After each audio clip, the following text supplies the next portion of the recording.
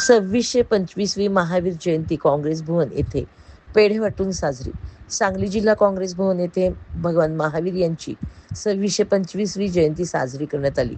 प्रथम भगवान महावीर यांच्या फोटो प्रतिमेस पुष्पहार घालून अभिवादन करण्यात आले. पुष्पहार अर्पण करताना राजेश नाईक, अध्यक्ष सांगली शहर जिल्हा काँग्रेस कमिटी, डॉक्टर अजित पाटील, उपाध्यक्ष दक्षिण भारत जैन समाज यांच्या हस्ते अर्पण करण्यात आले. यावेळी डॉक्टर अजित पाटील यांनी आपले मनोगत व्यक्त करताना आज जगाला भगवान महावीर यांनी दिलेल्या अहिंसा परमो धर्म तत्वाचे पालन करणे गरजेचे आहे असे सांगितले. जगामधली युद्ध थांबले पाहिजे.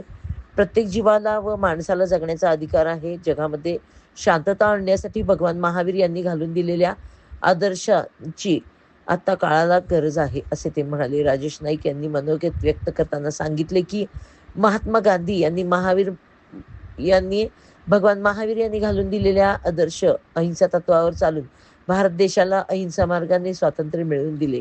काँग्रेस पक्षाला जैन समाजाचे महाराज विद्यासागर यांनी पंजाचे चिन्ह दिले. यावेळी लोकांना पेढे वाटून महावीर जयंती साजरी करण्यात आली. यावेळी GS उपाध्ये, अजित ढोले, देशभूषण पाटील, मौलाली वंटमुरे, सचिन चव्हाण या सर्व पदाधिकारी व काँग्रेसचे इतर कार्यकर्ते उपस्थित होते.